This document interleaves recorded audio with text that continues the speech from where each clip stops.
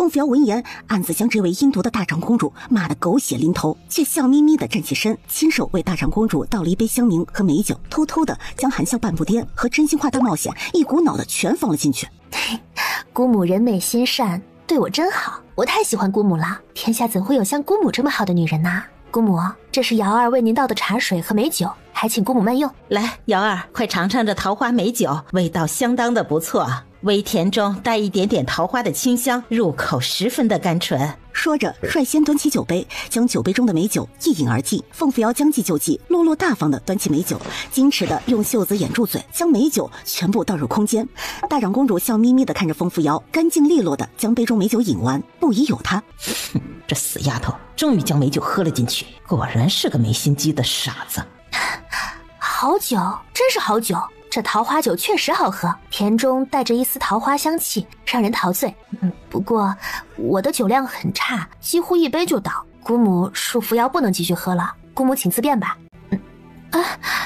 我的头为何晕沉沉的？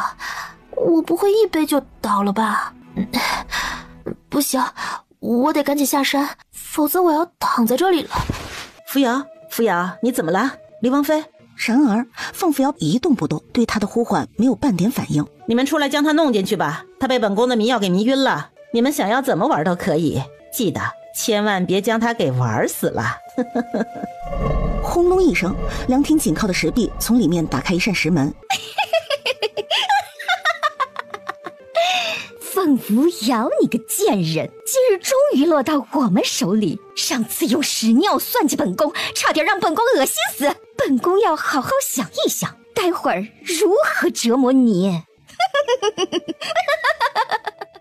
凤扶摇啊，凤扶摇，今日之后你便身败名裂，再无出头之日了。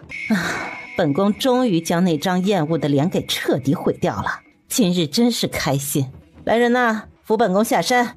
奴婢见过大长公主，请问我家王妃在何处？她为何还没有出来？王妃说里面的景色太美，要赏会儿花才能出来。你们在此候着吧，她何时出来，你们就等到何时。春燕和春香面面相觑，两人心里都很不安。这位大哥，能让我进去找找我们家王妃吗？群芳谷中雾气缭绕，地面湿滑，我们担心她一个人在里面会迷路或者摔倒。没有大长公主命令，任何人不得入内，你们还是在外面等她出来吧。春燕对春香使了个眼色，让她等在群芳谷门口，自己则是偷偷跑去找侍卫，让侍卫去给王爷报信。时间临近中午，桃园美酒，想必大家今日都玩得十分尽兴吧。大家赶紧用午膳吧，用完午膳下午继续活动。朝廷待会儿会派人过来和我们同乐，说不定皇上也会来的。毕竟往年有几次桃花宴，皇上上午处理完朝事来了兴致，偶尔也会和我们一起参加桃花宴的。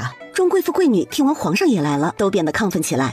众人拿起筷子，开始享用桃花宴大餐。皇上驾到！建德帝雄赳赳气昂昂的从外面走了进来。皇上万岁万岁万万万岁！大家都不用客气，你们继续用膳，不必管我们。我们只是借着今日的热闹气氛，前来沾沾光，赏赏花而已。桃花源的桃花开得真是不错，想必群芳谷的花开得更加灿烂。等皇兄参观完这桃花源，皇妹便带您去参观群芳谷。今年这群芳谷的花开得比往年任何时候都要好看。好，我们先去桃花源看看，就不打搅你们用膳了。沈君慈迅速打量着上位那张桌边坐着的女人们，在人群中搜索那道熟悉的倩影。然而让他失望的是，凤扶摇并不在那张桌上。正在此时，大长公主突然放声大笑起来，状似疯魔，疯狂地撕扯着身上的衣裳，3下5除2便将自己身上的衣裳扒了个精光。简云，你发什么疯？来人，赶紧将他带下去，成何体统，成何体统！几个丫鬟婆子慌忙拿着一件衣袍冲上前去抓大长公主，奈何大长公主没穿衣服，滑溜的跟泥鳅似的，用了极大的力气狠狠地推开丫鬟婆子，一边抓挠身上，一边疯狂地跳舞，还喊得声嘶力竭的：滚一边去，别过来，让我跳舞，我要跳舞。你们一定不知道吧，我在群芳谷里面养了好多的血奴，每天服用他们的新鲜血液，保持容颜不老。我是不是很美呀？就连黎王妃也夸我比她年轻呢。我还将那些血奴的血液供给了叶国皇室，赚了不少的银子呢。那些死了的血奴，我便让人拿来种在花草的下面，为花草施肥。凡是用血奴尸体浇灌过的花草，花朵都开得格外的鲜艳。这也是为何群芳谷的花草比皇宫的花草还要漂亮的原因。不但如此，我还在燕来山蓄养马匹，与叶国交易。我和叶国皇子宇文无极是多年的合作好友，只要我提供大龙国情报给他们，他们便给我丰富的报酬。皇兄哥哥，快来呀！快来和妹妹一起快活呀！妹妹又不是第一次和皇兄哥哥欢好，快点过来呀！皇兄不是说过你最喜欢妹妹吗？可是你现在为何不喜欢妹妹了呢？妹妹真的好难过呀！天哪，卢，皇上竟然和妹妹乱伦，好大一个瓜！这要是传出去，得轰动全国了吧？老天爷，这皇室太乱了，我们这些人会不会被杀人灭口啊？不知廉耻的贱人，竟敢残杀百姓，私通敌国，对朕图谋不轨，恶意抹黑皇室。即刻起废除大长公主公主之位，将之贬为贱奴，收回公主府。来人，堵住他的嘴，将这个胡言乱语、不知廉耻的贱人给朕抓起来，乱棍处死。沈君逸眼底闪过惊恐之色，将想为大长公主求情的话给咽了下去。沈君慈内心震撼，非常担心凤扶摇，不知道是否遭到了大长公主的算计。抬了抬手，几个天道阁的侍卫上前，一把扭住疯狂蹦跶的大长公主。放开本宫，放开本宫！皇兄救我！皇兄救我！太子殿下，救救姑母！快救救姑母啊！李王，快救救我！否则你也再也见不到你的王妃了。本宫将凤扶摇交给了宇文无极那对变态的兄妹。沈君慈，你就等着为你的王妃收尸吧！凤扶摇在什么地方？你说他在群芳谷，你把他交给了叶国的宇文无极那对兄妹，那么说宇文无极兄妹也在群芳谷？我就不告诉你，本宫死也不告诉你。本宫不喜欢他那张狐妹子脸，早就想毁了他了。他的尸骨很快便能成为这群芳谷最新的花肥。宇文无极兄妹乃是叶国最高贵的血族，他们一定会喝光他的血，将他变成一具美丽的尸体。父皇，儿臣现在马上去群芳谷，找出一直破坏我大龙国的奸细宇文无极兄妹，顺便找出被大长公主关押的血奴。赶紧去吧。不过宇文无极兄妹不能杀，否则会挑起我国和叶国之间的矛盾。此时，一个侍卫走上前，告诉他凤扶摇在群芳谷的事。沈君慈心急如焚，带着天道阁的侍卫火速赶往群芳谷。一个侍卫从角落捡起一块臭抹布，塞到大长公主的嘴里。几个侍卫扭着他，像拖死狗一般将他拖到外面。众人听见棍子敲打肉体的砰砰声和大长公主痛苦的呜咽声。数十棍下去，呜咽声渐渐的弱了下去，再也不可闻。禀皇上，大长公主已经死了。各位爱卿，随朕去群芳谷，找出被关押的血奴。凤扶摇假装昏迷不醒，被宇文无极兄妹架着带往山腹。大哥哥，大姐姐，求求你们放我出去吧！我不要被放血，我要回家找我爹娘，他们看不见我一定会着急的。我在路上被他们拐走的，我要回家。求求你们放了我们吧，我们被关在此处，每天都要被放血，再不放我们出去，我们便会血尽而死。我们还不想死啊！闭嘴，别再鬼叫了，真是吵死了。说是放了你们，我们喝什么？拿什么沐浴？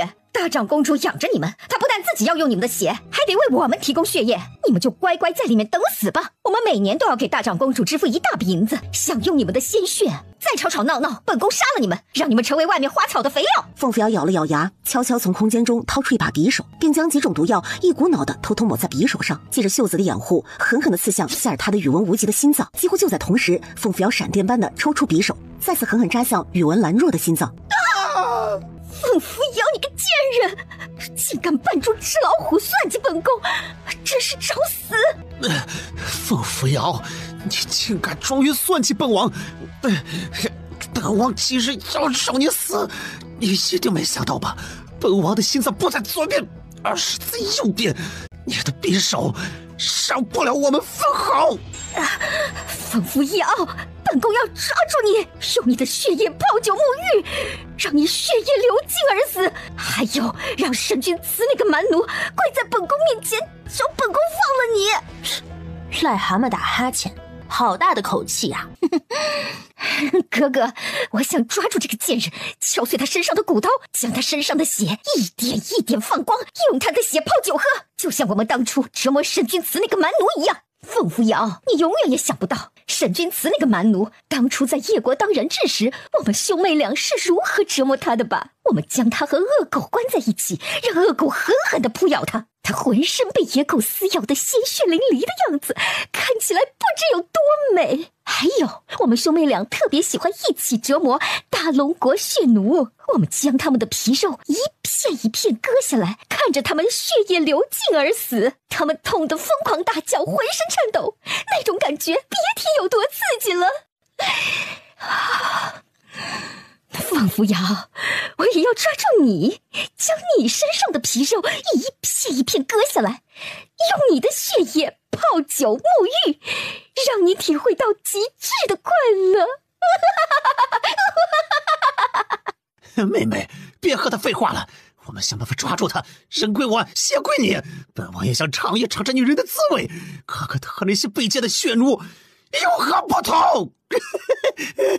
你俩人长得丑陋，心灵更是丑陋不堪，真是一对丧心病狂、卑鄙无耻的畜生。今日我便为那些无辜惨死的血奴报仇，让你们永远留在这山腹之中，为他们陪葬。贱人，竟敢骂本宫丑陋！本宫到底哪里丑了？贱人，你可真是癞蛤蟆打哈欠，好大的口气！就凭你这点三脚猫功夫，你也配和我们斗？我和皇兄被称为叶国双煞，杀死你比碾死一只蚂蚁还容易。你若愿意跪地求饶，说不定本宫一高兴便会饶你一条狗命。凤扶摇废话不多说，哐当一声祭出一把寒光闪闪的宝剑，狠狠劈向连在一起的两道虚影。凤扶摇认为，就算自己不是他们的对手，只要能拖到他们毒性发作，便能趁机杀死他们，为曾经受苦受难的夫君以及无辜惨死的少女报仇。凤扶摇，跪地求饶吧！你不是我们对手，只要你跪地求饶，乖乖听话，本宫便饶你不死。上百招下来，凤扶摇打得手脚酸软，一条胳膊还挂了彩，鲜血直流。凤扶摇，你马上就要死了，何必做无谓挣扎呢？只要你乖乖当我们的血奴，我们是不会要你的命的。你放心，我们保证让你欲仙欲死，快活得不得了。丑八怪，别做梦了，士可杀不可辱，就算是死，本王妃也不会求饶的。再说了，谁胜谁负还不一定呢，别高兴得太早了。经过数十招激烈的交锋，他敏锐察觉宇文兰若右手劲道似乎低弱许多。凤扶摇侧身急忙避开对方的攻击，并腾空而起，快速滑到宇文兰若的右侧。这对兄妹的速度虽然快到变态，但是毕竟是两个人，而且宇文兰若的内功明显比宇文无极要弱上许多。兰若，后退！几乎就在同时，凤扶摇手中的宝剑顺势划向宇文兰若的右臂，狠狠一折，扑哧一声，宇文兰若的右臂带着一股血液飞向一旁。你这个贱人，我要杀了你！我要杀了你！我要将你的肉一片片削下来喂狗！毒血咒！说着咬破舌尖，噗的喷出一口鲜血。宇文兰若痛不欲生，宇文无极与他神经相连，也疼痛难忍。两人四只血红的眼齐齐怨毒地瞪着他。贱人，去死吧！姐姐，小心！姐姐，一定要小心啊！宇文无极和宇文兰若的身形化为一道流光，如影随形一般攻击上来。我靠，这也太离谱了！这到底是什么催命咒啊？我不是已经给这俩变态下了毒吗？为何还不发作呀？难道用的毒太多，适得其反不成？再这样下去，我似乎坚持不了多久了。我不会葬送在这儿，再也见不到我心爱的夫君了吧？又是数十个来回下来，凤扶摇身上挂了彩，手脚酸软，打得越来越吃力。凤扶摇，你个贱人，你害我失去一条手臂，你去死吧！你去死吧！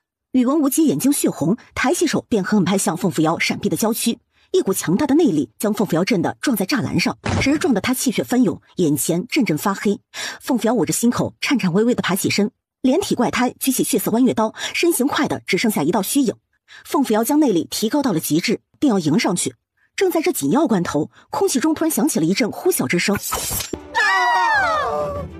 两具身体各自喷涌着鲜血，如同破麻布一般，尾顿倒地，抽搐不止。凤扶摇惊讶地抬头，便看见火光之下长长的通道尽头，一道风华绝代的身影风驰电掣般踏空而来。瑶儿，你身上好多血，你受伤了。阿慈，这里是大长公主蓄养血奴的地方。大长公主和叶国勾结，是大龙国的奸细，你们赶紧将大长公主抓起来，严加拷问。还有，他们这对连体怪胎，他们曾经欺负过你，我想杀了他们，为你报仇。我先帮你止血，其他的不用担心。大长公主已经交代了蓄养血奴还有叛国的事情，皇上也下令把她给处死。至于他们逃不了。哥哥，我好痛，我要死了，我快死了！哥哥救命，我的血快流光了，好痛啊！卑贱蛮奴，你竟敢伤害我和哥哥，我看你是活得不耐烦了，还不快点将我和哥哥放了，否则叶国是不会放过你的。你这个丑八怪，不要以为回到大龙国便不再听我的话，我有1000种办法让你生不如死。沈君子，你说不将我们平安送回叶国，叶国定会踏平大龙国，让德鲁国消失在列国面前，这为祸国之怒。宇文无极，你们做过的那些事情，以为本王不知道吗？在边城与牧民勾结，故意的残害我大龙国将士，害得花将军夫妇惨死，派出采花贼夜来香，千方百计破坏我大龙国的春闱之势，利用血咒控制大长公主，让她为你们蓄养血奴，滥杀无辜。你害死了我大龙国数千无辜少女，只为满足你那变态的私欲，利用百花楼刺探我大龙国的情报，利用拍卖行大肆收购我大龙国的铁矿。宇文无极，你真的将我大龙国当成你叶国为所欲为的后花园了是吗？放了你们，痴人说梦，就算让你死上1万次，那也死不足惜。蛮奴，救我们！求求你，救救我们！你不能这样对我的。当初你到叶国当人质，我虽然折磨过你，却并未要你的命。你的人是我的，你的命也是我的，你就该一辈子被我虐待。我是你的主人，你是我的贱奴，你对我不能这么残忍。别来恶心本王，也不撒泡尿好好照照自己，你看看自己到底是个什么德行。你以为本王是跟你们一样变态，饮用人血，滥杀无辜是吗？宇文兰若迎着他嫌恶的目光，心中说不出的失望，沾满鲜血的手缓缓地垂下来，再无声息。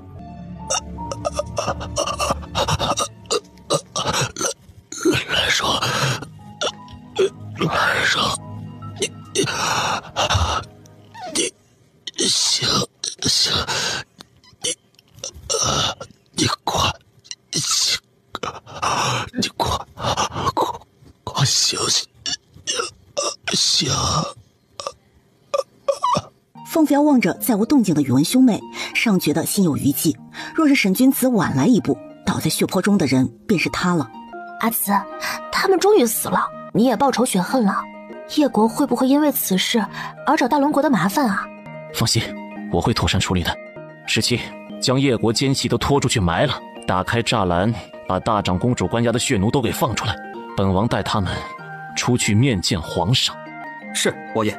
沈君慈带着天道阁的侍卫护送着100多个血奴走出来，这些血奴大部分都是少女，还有几个7、8岁的小女孩，一个个面色苍白，看上去虚弱不堪，让人看了都觉得心生怜悯，生出了无限的同情和愤怒之情。随之被押解出来的还有那些负责看管此处的下人。沈君毅心惊胆战，生怕宇文兄妹供出他与叶国勾结的事情。大长公主真是丧心病狂，怎么能做出如此伤天害理之事，将那些无辜的百姓都成什么样子了，实在令人气愤。大长公主被皇上杖毙，实乃罪有应得。启禀父皇，瑶儿无意中发现大长公主的秘密，被他下药给关入了山腹。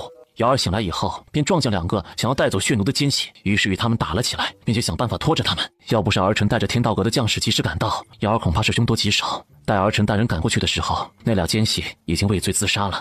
瑶儿，你有没有事啊？身上的伤严重吗？都是皮外伤，不至于致命，不过很疼。宇文无极和宇文兰若兄妹就这么死了，若是叶国追究起来，他将如何给叶国交代？可是既然已经死了，那就只能装作不知道了。好，不愧是我大龙国皇室的媳妇儿，真是好样的，屡次帮助天道阁办案立功，朕乃晋国不让须眉也，封黎王妃为定国王妃，奖励绫罗绸缎100匹，白银1万两，匾额1块。我大龙国女子应向定国王妃学习，为国为民为大义。臣妾谢皇上隆恩，皇上万岁万岁万万岁！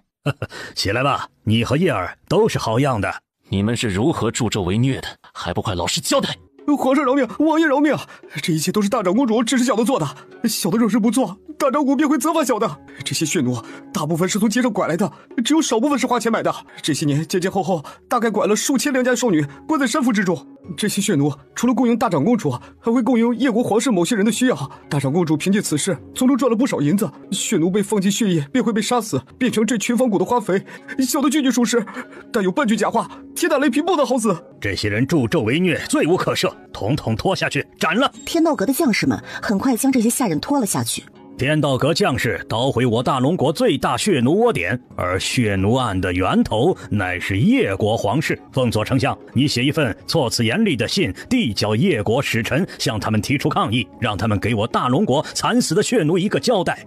另外，由姬右丞相牵头，帮助这些血奴回到家乡，由朝廷为他们提供路费，助他们顺利回家。查封大长公主府，所有公主府之人全部斩杀。是，臣遵旨。一场热热闹闹的桃花宴在轰轰烈烈的血奴案中结束了。刘淑琴自曝恶行，丢人现眼，被家族秘密处死。关于黎王妃协助天道阁捣毁叶国血奴案的消息很快传遍了长安城，百姓们对他佩服得五体投地。当事人凤扶摇呢，带着浑身的伤回到黎王府，着实躺了数日才恢复过来。让凤扶摇极度失望的是，这次系统竟然直接奖励他10万两白银，并未奖励寒毒解药。小姐，祝小姐来了，说是想要见你一面。来到厅堂，便见到祝婉容呆呆地望着墙壁，神情恍惚。怎么了，蓉蓉？发生什么事了？为何看上去如此憔悴？有什么困难便告诉我，我来帮你想办法。瑶瑶，我不知道该怎么办，只好来找你商量。我今日一早，太子殿下派太子府的管家送来聘礼，说是想要纳我为侧妃，还说只要我愿意当他侧妃，他便保我爹加官进爵。我爹为官清廉，为人刚正不阿，并不想靠女儿攀附权贵，所以我爹拒绝了太子的要求，让他们拿走聘礼。可是太子府管家威胁我爹，若是我爹拒绝这门亲事，我爹以后便休想在朝廷做官，还说什么太子殿下乃是未来皇帝，我现在是侧妃，以后便是贵妃。瑶瑶，世人盛传他那方面有问题，还是个虐待狂，我看见他便害怕，我并不想当他侧妃。这个无能变态死渣男，要不是有药丸，怕是连3秒都坚持不了，竟敢觊觎我未来嫂嫂，简直是癞蛤蟆想吃天鹅肉，是可忍孰不可忍。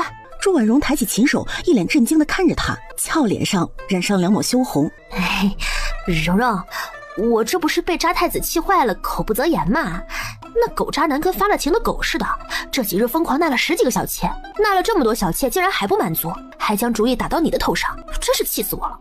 瑶瑶，太子殿下没有娶你，你不会还在恨他吧？那人不但花心滥情，还冷血无情，并非良配。那人贪春燕宰杀萧良帝时，他连眼睛都不眨一下。萧良帝纵然有错，可好歹也是曾经和他恩爱过的爱妾，他可以不要他，只需将他休了便是，何必杀他？而且街坊传闻太子不能人道，还有虐待倾向，是个变态狂。瑶瑶，这种人不值得你惦记，还是黎王更值得你守护。我告诉你，渣太子那方面确实不行，还是个虐待狂，这一切都是真的。我回门那日亲耳听凤拂雪说的，我讨厌他都来不及呢，又怎么会喜欢他那种货色呀？你放心，我喜欢的人是黎王，而不是太子那种垃圾。太子府管家说过2日便会将我抬进太子府。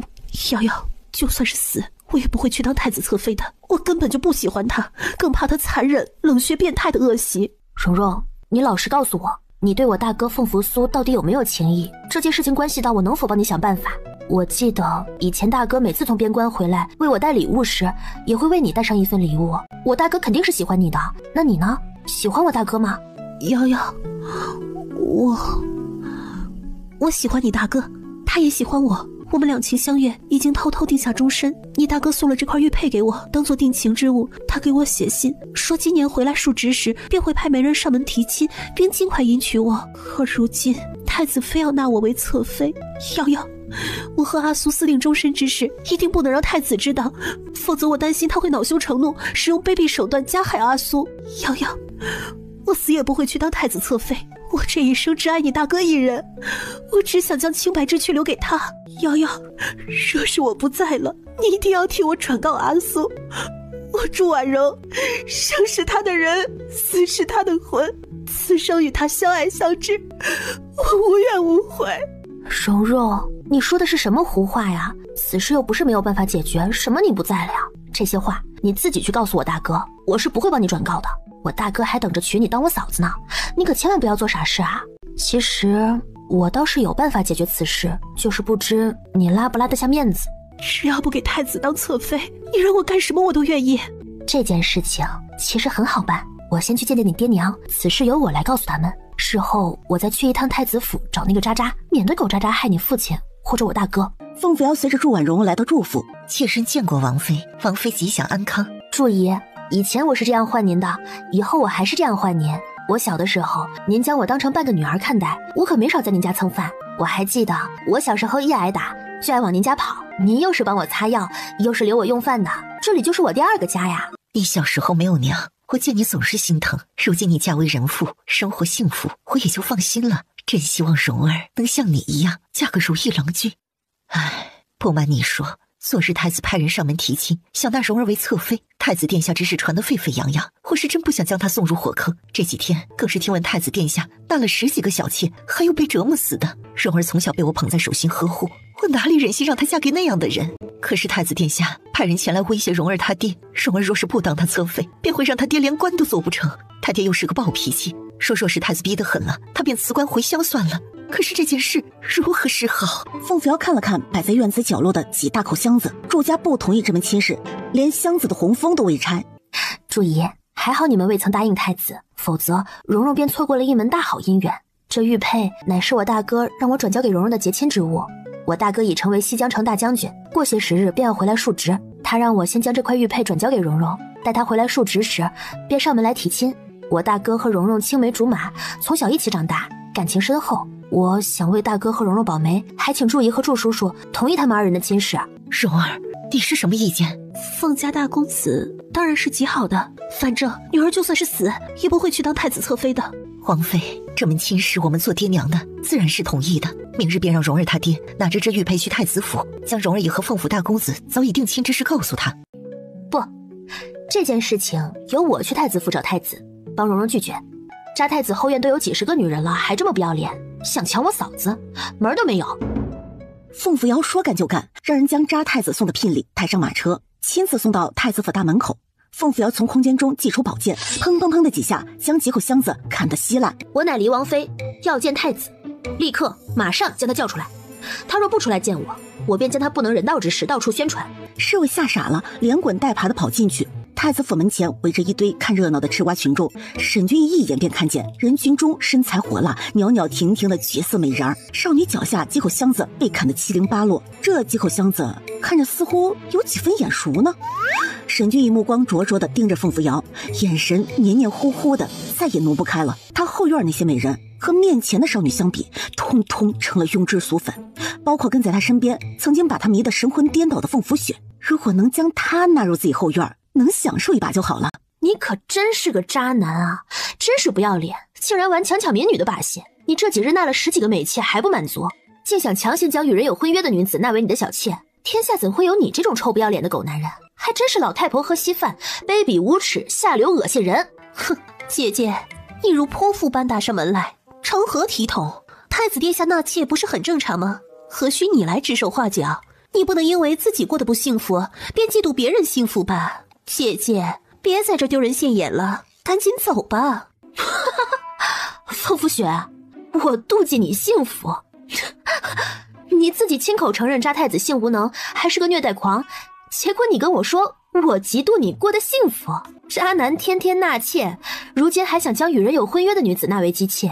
你身为太子妃，不但不劝他，还包庇他，你可真行啊！捏着鼻子红眼睛，自欺欺人很好玩吗？凤扶摇，你休要血口喷人！本宫行得正坐得端，怎么可能将与人有婚约的女子纳为妾室？你怕不是嫉妒本宫纳妾，所以上门来找茬的吧？你放心，你这种残花败柳的花痴，本宫还看不上眼呢。喂，狗渣男，你明知祝婉容和我大哥凤扶苏有婚约，还让管家上门威胁祝大人，让祝婉容当你侧妃，还说什么祝婉容不做你侧妃，便让祝大人做不成官，让祝婉容嫁不出去。这么缺德的事儿你也做得出来？你真以为大龙国是你一个人的吗？你身为太子，仗势欺人，德不配位，根本就不配做太子。不是吧？他竟然要将与人婚配的女子纳为侧妃，这也太缺德了吧！不能因为自己是太子便为所欲为啊！听说太子殿下这几日发了疯似的纳妾，还弄死了好几个。狗东西！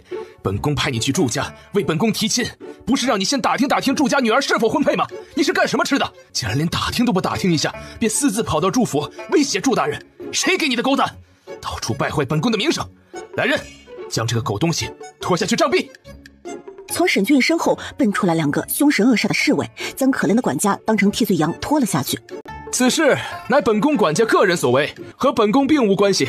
这狗东西仗势欺人，本宫已对其严加惩罚。既然祝家女已与人婚配，本宫自然不能再去提亲。本宫乃是光明磊落之人，断不会因为与祝家结亲便去陷害祝大人。此事到此为止，大家都散了吧。臣弟参见皇兄。皇兄如此兴师动众地对待臣弟的王妃，难道皇兄是对臣弟有什么意见不成？若是臣弟有什么做着不好的地方，皇兄还请责罚臣弟即可，何必要去对付臣弟的王妃呢？瑶儿，你可有受伤呀？要是受了什么委屈，你告诉本王，本王绝不会让人欺负你。凤扶摇自己跑上门来找茬闹事儿，你哪只眼睛看到本宫欺负他了？来得真好，赶紧将人领走。本宫可没那么多闲工夫在这里陪这个泼妇闹事。还有，以后管好你的女人，别没事找事，吃饱撑的到处找茬。本王的王妃乖得很，怎么可能随便找茬？她来找你，肯定是你做出了让她愤怒的事情。皇兄，你可是太子殿下，理应以身作则，不可仗势欺人呢。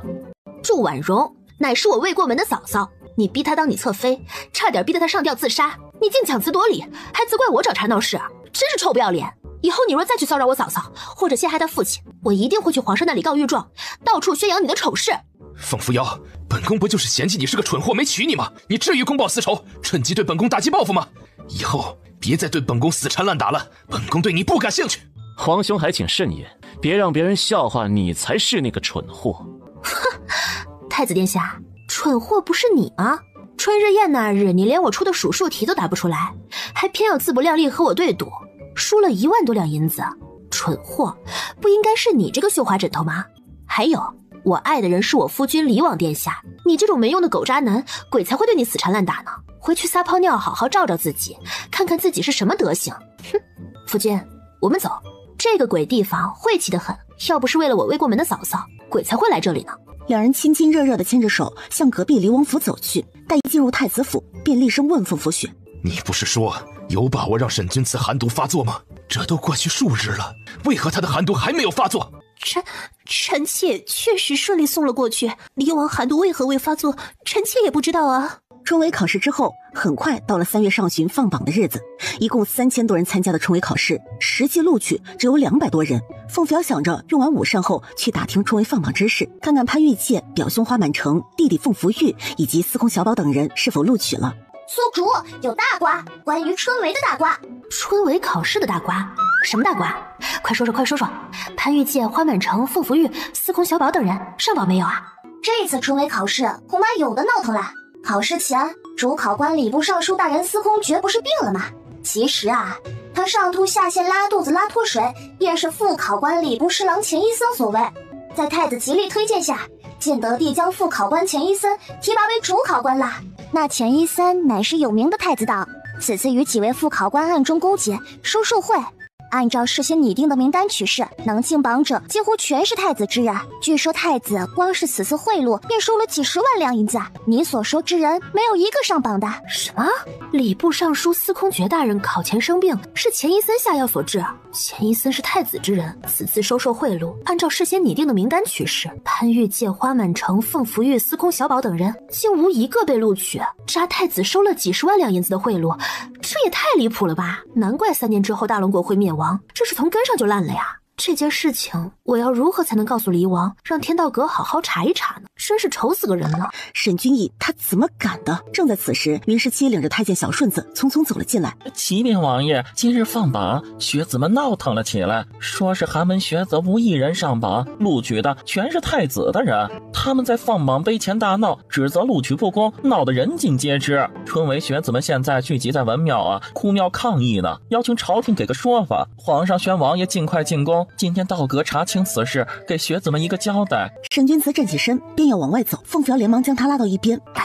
王爷，司空爵大人考试前病倒，定有蹊跷，说不定是遭人算计所致。听闻钱伊森乃太子之人，而这些被录取之人都是太子之人，这其中定涉及到贿赂钱财等事，太子肯定没少受贿，只要好好查一查，肯定能查出其中端倪。这次寒门学子闹事，若王爷能帮他们伸张正义，定能获得民心，说不定还能将太子扳倒。此次是个绝好机会，王爷一定要重视啊！娘子聪明绝顶，让为夫真是佩服之极。此事我定会好好处理。听说学子们都跑去文庙哭庙去了，是吗？哎，这录取不是按照成绩录取吗？谁这么大胆，敢不看成绩随意录取啊？寒窗苦读几十载，名落孙山不可怕，可怕的是被人恶意名落孙山。而此次监考的主考官钱义森、刘明达、王子腾等8人战战兢兢地跪在下面，至于太子压根儿就没见他人影。儿臣参见父皇，父皇万岁万岁万万岁。慈儿，此次春闱放榜，众多学子认为录取不公，不少学子聚集到文庙闹事，要求朝廷给大家一个交代。你觉得此事将如何处理比较好啊？皇上，春闱之事代表的不仅仅是为朝廷选拔人才，更主要的乃是为大龙国百姓提供公平公正的选拔机会。朝廷所做的一切不能寒了学子们的心，儿臣认为此事应该严加查办，查明真相，给学子们一个交代。若是有人敢公然的徇私舞弊、收受贿赂左右考试，理应严惩不贷。若是确实存在有不公的现象，理应取消此次的考试成绩，重新考试，如此才能安抚学子之心，安抚百姓之心。皇上、离王殿下，各位大人，臣等公正公平，并未收受贿赂、徇私舞弊。此次放榜也是根据学子们的成绩公平录取呀，还请皇上明察，请皇上明察呀！春闱考试一经放榜，便代表朝廷的颜面和权威，岂能说推翻就推翻？若是如此，以后朝廷颜面何在？每次春闱大概有3000多人参加考试，只能录取200多人。肯定有人被录取，有人名落孙山。若每次都有人闹事，难道每次都要推翻重考吗？皇上，此事还请您三思而后行。皇上，都怪老臣不好，你将老臣头上这顶乌纱帽给取走，治老臣的罪吧。老臣本来好好的，准备和往年一样，好好监考春闱考试，谁让老臣嘴渴，住在休寝室，喝了桌上的一杯茶水，喝了茶水也就罢了，还让老臣上吐下泻，不省人事，差一点一命呜呼啊！老臣数次监考春闱，还从未发生过学子闹事之事，没想到老臣这次因病未参加监考，便发生学子闹事事件呐！都怪老臣嘴渴，渴一下又不会死，现在蛋疼就喝桌上的茶水干什么？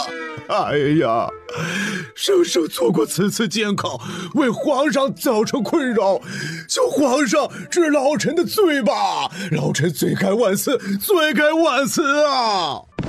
皇上，司空尚书大人考试前病倒，本就很蹊跷，不排除有人为了一己私心给他下毒的嫌疑。往年春闱考试都是司空尚书大人主考，还从未有人因为录取不公而闹过事情。此次春闱放榜，有那么多学子认为不公，公然抗议，说明此次的考试肯定存在有让他们怀疑的地方。儿臣认为，首先应让天道阁调查司空尚书大人考前病倒一事，其次调查考试录取成绩，把所有人的试卷拿出来，安排大臣一一的核对评定。如果确实存在有不公的现象，理应把这次的考试成绩作废，重新考试，以安抚民心。沈君慈，你可真是居心叵测呀！唯恐天下不乱，春闱考试成绩岂能说作废就作废？这么没脑子的话，你也说得出口？你到底是何居心？怕不是和叶国勾结，想要颠覆我大龙国朝廷吧？父皇，春闱成绩万万不可随意取消，否则我大龙国朝廷高大的形象一旦崩塌，将再无立起来的可能。沈君慈居心叵测，其心可诛，恳请父皇撤去其天道阁阁主一职，并治他的罪，以儆效尤。皇兄这一进来便不问青红皂白，指责臣弟的不是，千方百计想要掩盖这春闱徇私舞弊的事实，未曾考虑过这春闱的不公将会给我大龙国带来如此毁灭性的灾难还有打击。到底谁才是那个居心叵测之人？皇兄心里难道没有数的吗？听闻那些被录取之人全是皇兄见过之人，没有一个是寒门学子。皇兄是担心臣弟查出你公然收受贿赂，左右春闱成绩的事实吗？皇兄若是真的干过此等大逆不道之事，还请皇兄向父皇坦诚交代，否则此事一旦查出了真相，其结果不是皇兄可以承担的。沈君慈，你休要信口开河，胡言乱语。本宫何时收受考生贿赂，左右春闱考试了？你这个龌龊小人，千方百计为本宫扣屎盆子，你怕不是癞蛤蟆想吃天鹅肉，觊觎太子之位了吧？春闱考试事关我大龙国的气运未来，如今众多学子向礼部抗议，怀疑判卷不公，皇兄百般的阻拦调查，这居心何在啊？皇兄，你若是心中坦荡，为何不敢让天道阁彻查真相呢？沈君一脸涨得通红，被沈君慈对得说不出话来。皇上，春闱考试事关我大龙国的未来，对于我大龙国未来发展，其重要性不言而喻呀！老臣愿意头上这顶乌纱帽做担保，恳请皇上调查此次春闱放榜之事。若调查之后发现春闱录取并未存在不公，则请皇上收走老臣这头上的乌纱帽。若是调查后发现此次春闱确实存在不公，还请皇上取消此次春闱考试，重新开考，并将那些徇私舞弊、收受贿赂之人绳之以法，以儆效尤啊！恳请皇上彻查此次春闱考试，严惩徇私舞弊、受贿之人，以儆效尤。春闱考试，此事若处理不好，势必会影响大龙国稳定。如今内忧外患，叶国虎视眈眈，大龙国再也受不起半点打击。春闱考试万万不可推翻重来，让大龙国自己打自己的脸，从而激起民愤呐！臣以为，不如补录一部分学子，以安抚学子们的心，还请皇上三思，请皇上三思啊！姬太，你是为右丞相，到底是何居心？之所不敢愚蠢至极，错上加错，更是猪狗不如，如同掩耳盗铃。你以为补录便能堵住悠悠众口，安抚民心吗？你能将这3000学子全部补录吗？若是不能，万一有人有真才实学而未被补录，从而激起民愤，你当如何？而那些没有真材实料的草包被陆续坐上高位，岂不是成了朝廷的笑话？你是脑子被驴踢坏，才会想出这种馊主意吗？亏你还是右丞相，简直德不配位啊！皇上，老臣恳请皇上彻查此次春闱，给学子一个交代。司空爵，你骂谁居心叵测的？你脑子才被驴踢了，你全家脑子都被驴踢了。皇上，春闱考试万万不可轻易推翻，还请皇上三思啊！儿臣恳请皇上彻查此次的考试，给百姓还有学子们一个交代，以免激起民愤，影响我大龙国之稳定。更何况，若是此次春闱可以查出原因，公平公正的处理，势必会让皇上英明神武之名永留史册，受后世敬仰。沈君慈最后的那句话，让犹豫不决的建德帝彻底动了心。朕决定彻查此次春闱考试，给百姓一个交代，令离王带领天道阁彻查此次春闱考试，将这些考官拉下去严加拷问，查明徇私舞弊、收受贿赂之事，好好查一查此次春闱放榜到底是怎么一回事。若有人胆敢公然作弊、收受贿赂，朕将严惩不贷，令司空爱卿和凤爱卿2人核对所有考生试卷，揪出存在舞弊嫌疑的考生，将钱一森、刘明达、王子腾等8人收入大牢，严加拷问，务必查出事情真相。是，臣遵旨。遵旨。钱一森、刘明达、王子腾等8位主副考官很快便被收入监牢。沈君慈则带着天道阁对钱一森、刘明达、王子腾等8人严刑拷问。这边众官员调查的热火朝天，凤扶摇那边又吃上了新鲜热瓜。此次春闱，太子收受308人的贿赂，共约30万两银子，平均每人行贿974两银子。当然啦，有一少部分给了几位考官，而此次3000多人参加春闱考试，只有228人被录取，有不少行贿的考生不在被录取名单之列。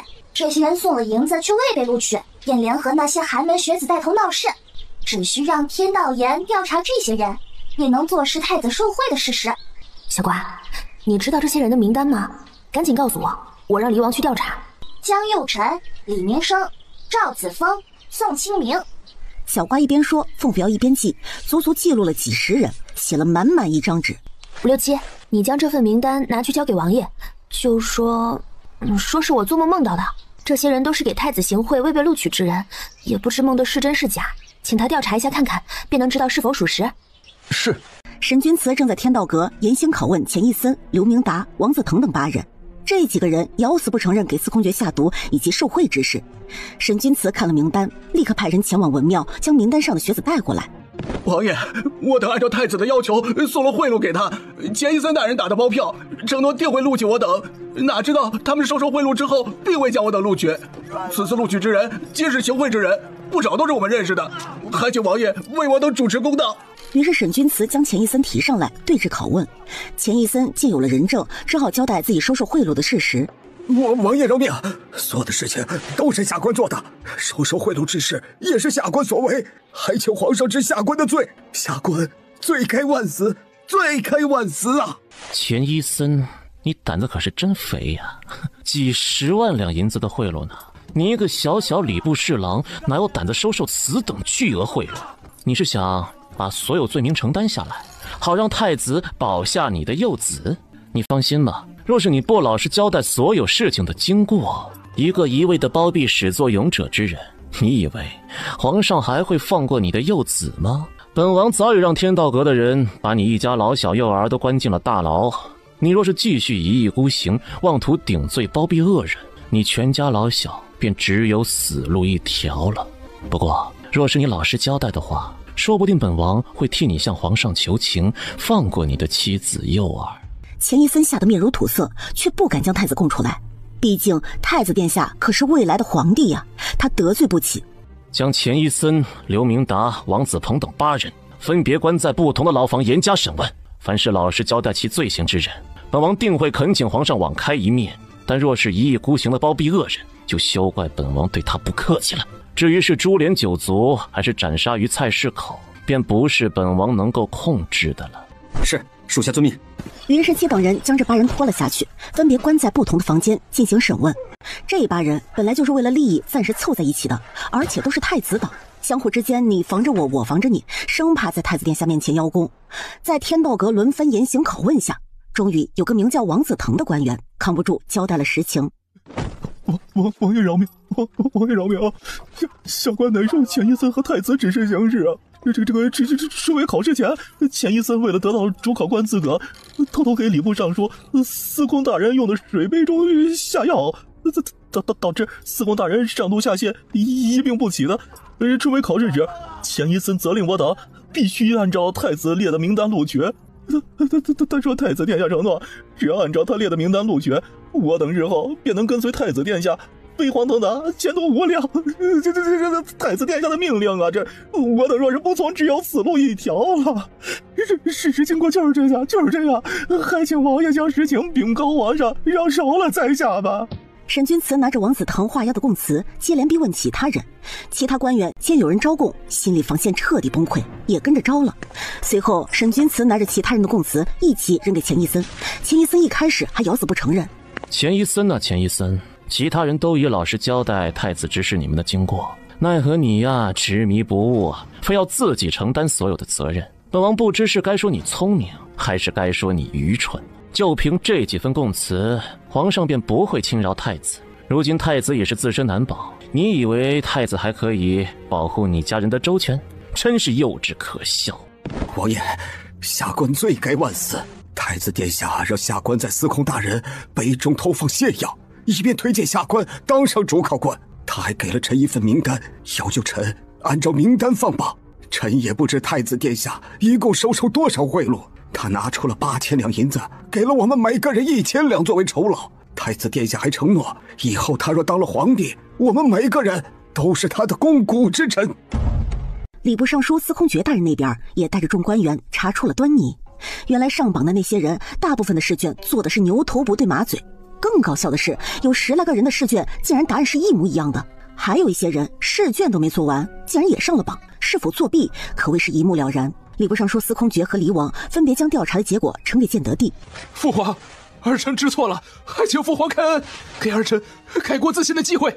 儿臣错不该听信钱义森等小人谗言收受贿赂，更不该盲目信任钱义森等人，致使他们钻了空子，私自录取亲信。录取名单之事，臣并不知情，并不知情啊！你这个畜生啊！朕信任你，让你当上大龙国太子，朕想让你以后继承大统，成为大龙国未来的明君。你身为太子，不但不以身作则，为朕分忧，为国效力，且目光短浅狭隘，控制春闱考试大发横财，真是让朕失望至极。朕怎会生出你这种不争气的东西？皇上，太子年幼无知，受小人挑唆，犯下错误，求皇上给他一次改过自新的机会吧。臣一定好好引导他，让他以后不再犯错。求皇上给太子改过自新的机会。皇上，此次春闱之事，若不严惩犯法之人，我大龙国朝廷定会寒了百姓的心。以后史官也必定会在史书上记上一笔，说您在位时纵容太子徇私舞弊，操纵春闱考试。难道我堂堂大龙国要变成世人口中的笑柄吗？因太子德行有亏，贪赃枉法，徇私舞弊，即日起废除太子沈君义太子封号，圈禁于太子府，未经朕允许，不许踏出太子府半步。所有行贿学子取消此次考试成绩，一律废除重考及殿试资格。行贿之人每人打40大板，家产罚没入关，父母妻子流放边疆为奴。钱义森等8人斩立决，家产罚没入关，父母妻子流放边疆为奴。废除此次春闱考试成绩，择日重新开考。任命礼部尚书司空觉为主考官，所有副考官皆由你指定。